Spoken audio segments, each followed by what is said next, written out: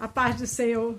Estamos aqui mais uma vez para falar da palavra de Deus, que é linda, poderosa e maravilhosa.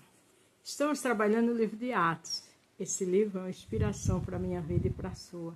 Um exemplo de vida, porque também passamos por luta. Não como esses homens passaram, mas ele nos ensina a ter fé. Ele nos ensina a perseverar, porque as perseguições, as lutas, faz parte da vida. Mas o mais importante que ele nos ensina é ter compromisso com o Senhor. Se você vai ver pela manhã, bom dia. Se for à tarde, boa tarde. Se for à noite, boa noite. Hoje vamos iniciar no capítulo 24 do livro de Atos, do 1 ao 15. Depois vamos terminar em Mateus 5, do 10 até o 12. Onde o tema é Paulo se defende diante dos seus acusadores. O mesmo tema da Bíblia hoje, né? Primeiro os acusadores atacam ele diante do governador Félix. Depois ele se defende. 5 dias depois, o grande sacerdote Ananias foi até Cesareia com alguns líderes do povo, com um advogado chamado Tertulo. Eles se apresentaram ao governador Félix para fazer acusações contra Paulo. Veja que já foram preparados, foram até com advogado.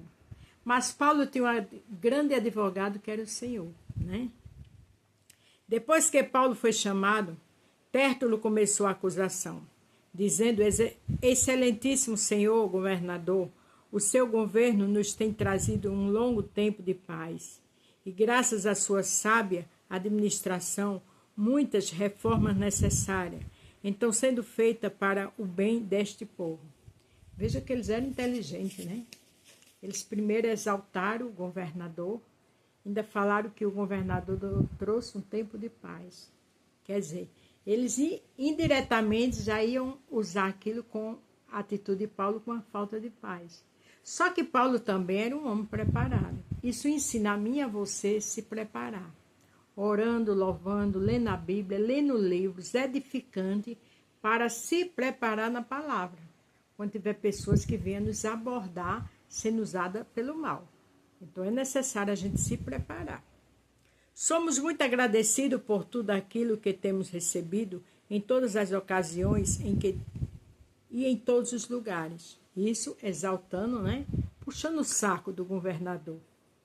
Mas não quero tomar muito do seu tempo e por isso peço que tenha a bondade de nos escutar apenas um pouco mais. Veja que eles foram bem articulados, foram sutil, foram competentes. Nós achamos, de fato, que este homem é uma peste. Olha que coisa terrível. Ele provoca desordem entre os judeus do mundo inteiro e também o líder do partido dos nazarenos. Eles fecharam todas as brechas, dizendo que Paulo era uma peste e que participava da liderança dos nazarenos. Quer dizer, fazendo grupinhos, né? Fazendo tumulto. Além disso, tentou profanar o templo e então nós íamos julgá-lo de acordo com a nossa lei. Aí o próprio Lísia mandou que os acusadores viessem até aqui e fizessem acusações diante do Senhor. Se o Senhor fizer perguntas a este homem, ele mesmo confirmará todas as acusações que estamos fazendo contra ele. Diante de tudo isso que ele falou, quando Paulo abrisse a boca, o governador ia ver e observar que era por inveja. Porque ele não estava falando com qualquer um. Eles estavam falando com um homem de Deus, mas um homem competente. Então os judeus concordaram, dizendo que tudo era verdade. Quer dizer, tinha uma equipe ali, né? De caluniadores, de mentirosos. Tudo aquilo se resumia em uma coisa só: inveja. Pela graça de Deus na vida de Paulo. Porque Paulo era usado e ousado por Deus. Mas Deus procura verdadeiros adoradores que não se corrompem, que não deixam se corromper pelas coisas do mundo. Infelizmente, tem muitos crentes que começam bem e terminam mal. Lá em Coríntios fala: as más conversações corrompem os bons costumes. E Paulo não se vendia, para a glória de Deus. O governador fez sinal para que Paulo falasse, então ele disse: eu sei que há muitos anos o Senhor é juiz do povo judeu e por isso eu me sinto à vontade para fazer a minha defesa na sua presença. Paulo também sabia falar, Paulo também sabia se conduzir, né? Como o Senhor mesmo pode comprovar, faz apenas 12 dias que fui a Jerusalém para adorar a Deus. Não saiu da mentira, não saiu da linhagem da verdade. Continuou com a verdade dele, independente das acusações daqueles homens. Eu e você tem que andar com a verdade. A Bíblia fala: conhecereis a verdade e a verdade vos libertará. Não é para andar com mentira, com meias palavras, com medo de alguém ter preconceito, deixar a gente de lado, não. Andar com a verdade.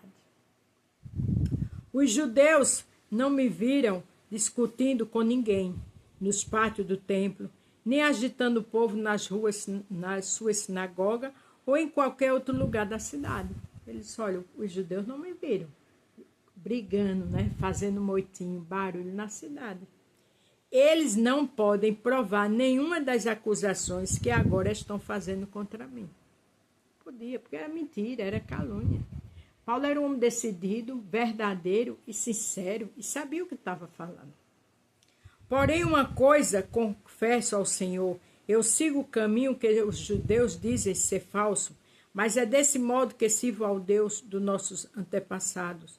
Creio em tudo que está escrito na lei de Moisés e nos livros dos profetas. Veja que ele ali estava dizendo: eu sou servo de Deus. Eu sirvo esse Deus que eles estão me acusando. E eu sirvo o mesmo Deus deles. Só que eles não conhecem, eles ainda não têm a experiência que eu tenho. É como a gente fala do Senhor, luta para ser servo e muitos não aceitam. Mas graças a Deus que hoje não tem a perseguição de antigamente. Não é verdade? Aí o 15 para ficar até aqui hoje. Eu e os meus acusadores temos estas mesmas esperanças em Deus. Uma coisa interessante. Todos vão ressuscitar, tanto os bons como os maus. Veja que ali naquela defesa dele, mas ele primeiro falou da palavra. E ele disse algo que botou eles, que eles não tinham como sair. Eu e meus acusadores temos algo em comum. Cremos no mesmo Deus que vai ressuscitar. Olha que coisa linda. Ainda botou ele em maus lençóis. Para uns acusadores, os sacerdotes que queriam só acusar e dizer que ele não prestava, que era uma peste, como eles falaram, mas Paulo, com muita sabedoria divina, com a competência que ele tinha, disse: eu e eles temos algo em comum. Olha que coisa tremenda. Tudo isso o governador lá observando, para tirar suas conclusões, não é verdade? Para terminar hoje, vamos aqui Mateus 5, do 10 ao 12. O 10 diz o seguinte: felizes as pessoas que sofrem perseguições por fazerem a vontade de Deus, pois é o reino dos céus é dele. Veja que feliz aqueles que sofrem perseguições pela palavra, pela vontade de Deus, porque o reino dos céus é deles. Então Paulo era feliz. Paulo já conhecia, já sabia disso. Paulo já tinha experiência disso. Se você está sendo acusado, perseguido, invejado, fique feliz. Está no caminho certo. Felizes são vocês quando insultam, perseguem e dizem que todo tipo de calúnia contra vocês. Os que dizem todo tipo de calúnia contra vocês, por serem meus seguidores. Quem estava falando isso? Jesus. Aqui no Sermão do Monte. Eu estou falando aqui Mateus 5, do 10 ao 12. Gente, perseguição, maledicência dói, machuca, inveja. Mas você está no caminho certo. Eu estou no caminho certo. Louvado seja o nome do Senhor. Não perca seu tempo, não. Deixa para lá, o mal por si se destrói. O 12 para terminar. Fiquem alegres e felizes, pois uma grande recompensa está guardada no céu para vocês. Glória a Deus. Porque foi assim mesmo que perseguiram os profetas que viviam antes de vocês. Quem disse isso? Jesus. Quem estava passando por tudo isso? Paulo. Muitas vezes eu e você passamos por alguma coisa parecida. Adora a Deus. Continua com teu compromisso com o Senhor, porque vale a pena. Amanhã continuaremos esse capítulo 24 de Atos. A paz do Senhor, fiquem todos com Deus e até amanhã.